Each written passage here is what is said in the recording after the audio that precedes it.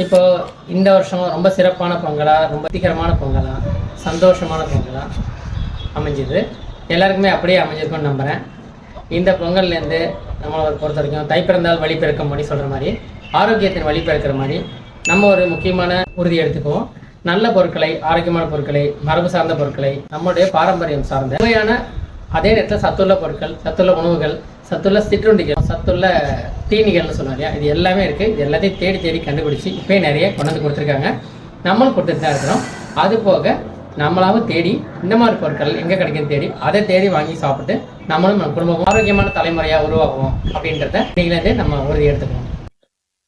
அப்புறம் followers, subscribers, consumers and அமுதஸ்வதியின் customers எல்லாருக்கும் ஹாப்பி பொங்கல்.